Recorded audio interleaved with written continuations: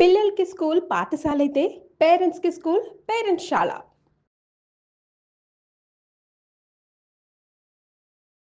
నమస్కారం గురుగారు. శ్రీమాత్రే నమః.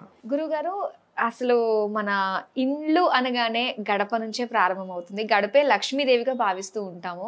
అయితే ఈ అపార్ట్మెంట్ కల్చర్ వచ్చిన దగ్గర నుంచి మనకి గడపలు అన్నవి కూడా అసలు ఎక్కడ ఉండట్లేదండి. మెయిన్ ముఖద్వారంలో ఉండే ఒక గడప ఒక్కటే ఇస్తున్నాడు. మిగతావన్నీ కూడా అసలు ఎక్కడ లేవు.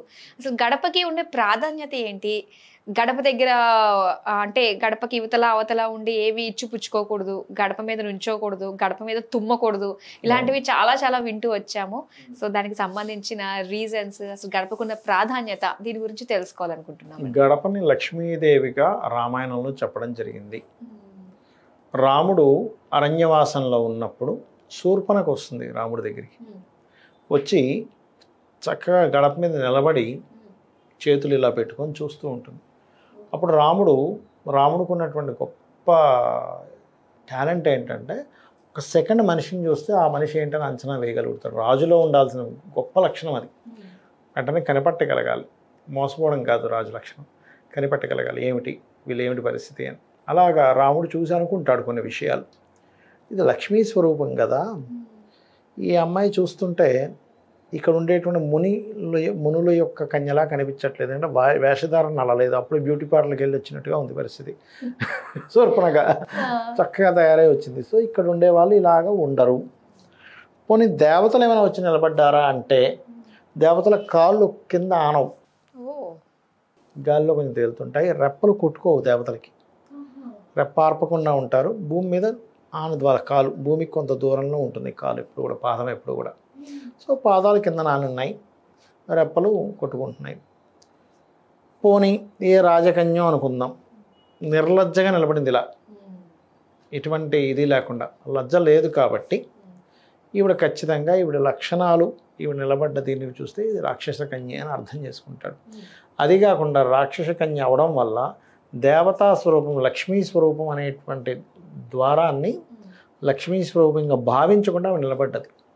సో ఈవిడ రాక్షస కన్య అర్థం చేసుకుంటాడు. అందుకని మన వాళ్ళు ద్వారం ఏదైతే గడప ఉంటుందో, ద్వారాన్ని పెట్టేటువంటి గడప ఉంటుందో, ఆ గడప ఖచ్చితంగా లక్ష్మీ స్వరూపం కాబట్టే మన వాళ్ళు పసుపు కుంకుమ అలంకరణ చేస్తారు. చాలామంది ఒకటి వేల్లో పెయింట్ వేసేసి పెయింట్ వేసేస్తారు. అలా చేయకూడదు ఎప్పుడు కూడా. నేను వేల్లో పెయింట్ వేసుకోవద్దని చెప్పట్లేదు, దాని మీద పసుపు రాయండి. మళ్ళీ పసుపు కంపల్సరీ ఉండాలి. దీనికి 2 రీజన్స్, సైంటిఫిక్ రీజన్స్ ఉన్నాయి. ఒకటి, మనకి ఏదైనా బ్యాక్టీరియా లోపలికి రాకుండా కొంతవరకు అది ఆపుతుంది. బ్యాక్టీరియా సైంటిఫిక్ పరంగా చూస్తే బ్యాక్టీరియా మాట్లాడతారు, నెగటివ్ ఎనర్జీ లోపలికి రాదు. ఇక్కడ నెగటివ్ ఎనర్జీని ఆపేటువంటిది పదము అని ఉంటుంది వాస్తులో. మీరు గడప పెట్టేది కూడా ఎక్కడ పెడితే అక్కడ పెడితే ఇంట్లోకి వెంటనే నెగటివ్ ఎనర్జీ ఇంట్లోకి వచ్చేస్తుంది. అలా కాకుండా దానికి పద నిర్మాణం, పద సంబంధంగా క్యాల్కులేషన్ చేస్తారు ఇల్లు కట్టేటప్పుడు. ఇంద్రాజయ, తూర్పు వైపు అయితే ఇంద్రాజయ పదాల్లో ఉందా లేదా, దక్షిణం వైపు అయితే 2, 3, 4 పదాల్లో యాక్సెప్టబుల్ చెప్పారు. పడమరలో కూడా మనకి 3, 4 పదాలు చెప్పారు. ఉత్తరంలో కూడా 3, 4 పదాలు చెప్పారు. అలా సుగ్రీవు, పుష్పదంతి ఇలా చెప్పారు కొన్ని. అలా మీరు కరెక్ట్గా ఆ పదంలో ఇల్లు యొక్క వైశాల్యం ఎంత ఉంది, పొడవు వెడల్పులు ఎంత ఉన్నాయి, అక్కడ డిగ్రీ వైజ్గా ఎంత తిరిగింది ఆ ఇల్లు తెలుసుకొని దానికి తగ్గట్టుగా గడప పెట్టుకోవాలి. ఆ గడపకి మీరు చూడండి, అయ్యప్ప స్వామి దీక్ష తీసుకున్న వాళ్ళు ఇంటి నుంచి దీక్ష విరమణ కోసం కొండ మీదకి వెళ్ళే ముందు గడపకి కొబ్బరికాయ కొడతారు, తెలుసా మీకు? తిప్పుతారు. అవునండి. ఎందుకంటే ఒక మనిషి బయటికి ఎక్కడికైనా వెళ్ళినప్పుడు మరలా వాళ్ళు సేఫ్గా ఇంటికి తిరిగి వచ్చేలాగా ఆ ఇంటి గృహలక్ష్మి కాపాడుతూ ఉంటుంది. గృహంలో ఉండే స్త్రీ కూడా గృహలక్ష్మి, ఇంటికి ఉండేటువంటిది గృహలక్ష్మి. ఓకే, అలా ఏంటంటే ఇల్లుని కూడా గౌరవించాలని చెప్తుంది మన శాస్త్రం. అందుకని ఇంటి నిర్మాణంలో సరిగ్గా ఉండేలా చూసుకొని, ఇంటికి ఎక్కడా కూడా ఎట్టి పరిస్థితుల్లో కూడా బ్రహ్మస్థానంలో ఎట్టి పరిస్థితుల్లో మీకు పిల్లలు ఉండకూడదు. ఎటువంటి పరిస్థితుల్లో అయినా ఇల్లును మనం బాగు చేసుకోవచ్చు, కానీ ఇంటి మధ్యలో కనుక పిల్లలు ఉంటే ఆ ఇల్లును మనం బాగు చేయలేము. ఇప్పుడు వాస్తులు ఎలా అంటే కలర్ రిలేటెడ్గా ఉంటాయి. కొంచెం కలర్స్ మారిస్తే కూడా వాళ్ళకి రిలీఫ్ వస్తుంది. వస్తువులు ఉన్న ప్రదేశంలో, పెట్టాల్సిన ప్రదేశంలో వస్తువులు పెట్టుకున్నా కొంత రిలీఫ్ వస్తుంది. అలాగే కొన్ని రెమెడీస్ ఉండకూడని ప్లేస్లో బాత్రూమ్ ఉన్నా అలా ఉన్నా కొంత. కానీ మీకు బ్రహ్మస్థానము అంటారు, ఇంటి మొత్తం చూసి మధ్య భాగం పాయింట్ ఎక్కడ ఉందో చూసి అక్కడ కనుక తెలియక ఎవరైనా పిల్లర్స్తో కట్టుకుంటే మాత్రం ఆ ఇంట్లో ఉండే వ్యక్తికి సుఖ సంతోషాలు ఉండవు, ఎప్పుడూ ఏదో ప్రాబ్లం వెంటాడుతూనే ఉంటుంది. మళ్ళీ కొంత బ్రహ్మస్థానం మీద కొంత గోడ వచ్చినా ఏం కాదు, కానీ పిల్లర్ రాకూడదు, అది కూడా కొంత దోషమే, కానీ ఇది కాపాడుతూ ఉంటుంది. గడప అనేటువంటిది ఏదైతే ఉందో మీరు ఎట్టి పరిస్థితుల్లో మన వాళ్ళు అందుకే గడప మీద కొంతమంది తలబెట్టి పడుకునేవారు, గడపను తొక్కుకుంటూ రావద్దురా అని చెప్పేవారు. మీకు ఎందుకు ఇంట్లో చిన్నపిల్లలు ఉంటాయి, గడప దగ్గర మన వాళ్ళు కొంతమంది చీపురు పెడతారు, లేకపోతే ఇనప వస్తువు ఏదైనా పెడతారు, మీరు చూడండి.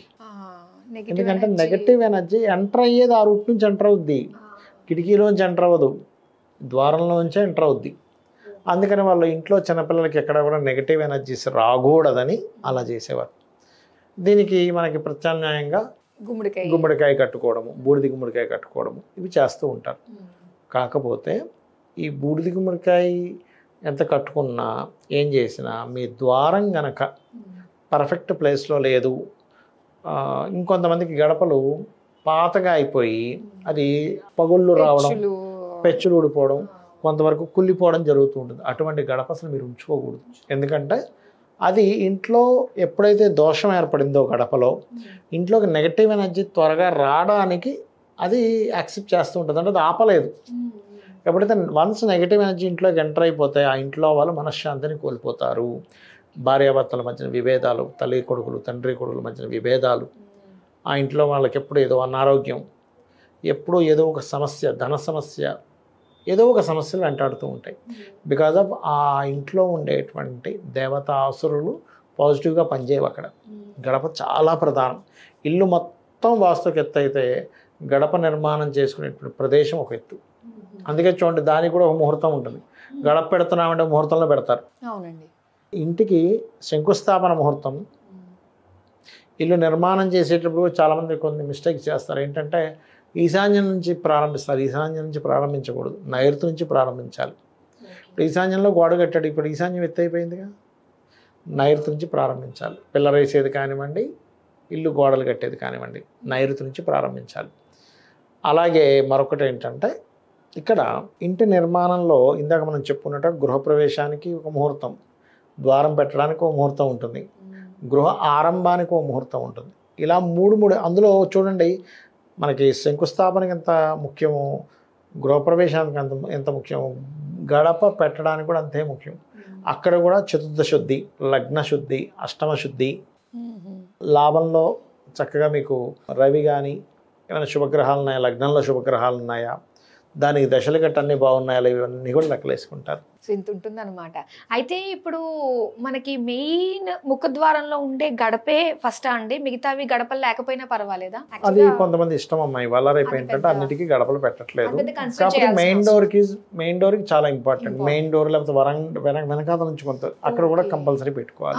ఎక్కడి నుంచి అయితే మనం వెళ్ళి వస్తూ లోపలికి ఎంటర్ అవుతామో ఇంటి లోపలికి ఆ ప్లేసెస్ లో ఖచ్చితంగా గడపలు ఉండాలి, గడప ఉండాల్సిందే. ఓకే గురుగారు, గడపకి సంబంధించి అలాగే మిగతా వాస్తుకు సంబంధించి చాలా విషయాలు మాతో పంచుకున్నందుకు ధన్యవాదాలు. శ్రీమాత్రే నమః.